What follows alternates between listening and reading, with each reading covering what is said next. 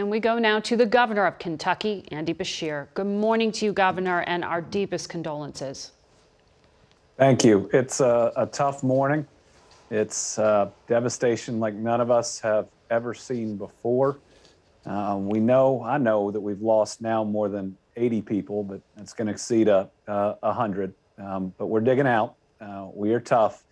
We're going to grieve, and then we're going to rebuild. The president said you told him this looked like a war zone, but worse. So where are you in the search and rescue or search and recovery? Well, the search and rescue continues, both at that candle factory, which will be the largest loss of life, throughout the city of Mayfield, which is just leveled and gone. Half of my dad's hometown, Dawson Springs, doesn't exist anymore. Where I know our emergency management people are out there going door to door, but there aren't any doors. A lot of this is going through the blocks and the rubble, if you can reach it, and trying to see if there are people there, dead or alive. Before the tornado hit, you said Kentucky was short on nurses. I've read you're now short on housing as well. What kind of assistance do you need? Well, what we're doing right now is opening up our state parks and welcoming in any family that needs help. But we're also good people that look out after one another. And we opened 11 shelters. There's only 6 still open because in times of difficulty, we open our doors to family and sometimes even to strangers. It's been amazing to see the outpouring of support from other Kentucky communities and communities around.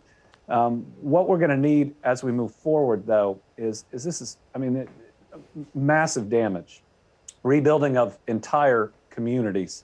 We're going to have lost thousands of homes because when this tornado hit, it didn't rip a roof off. I mean, it obliterated houses, just totally gone.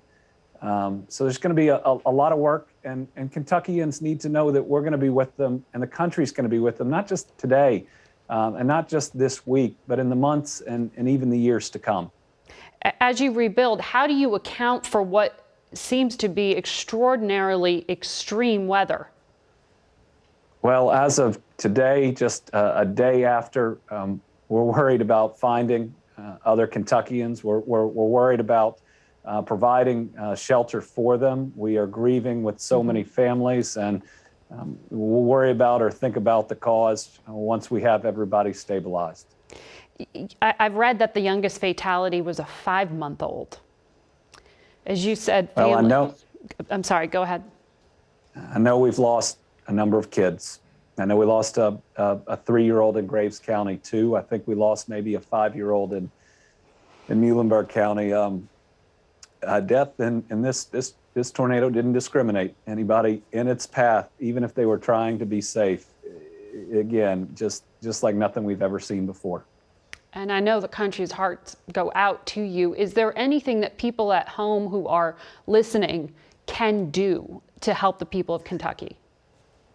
Well, we will continue to accept every prayer that we can get. We are hoping for miracles as today is really day 2 of trying to find people. We've also set up a fund specifically connected to the state that is going to go solely to the families in Western Kentucky that have been hit.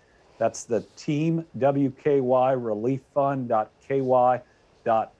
It's going to be fully transparent and make sure that, well, first, we're going to help people with funeral expenses.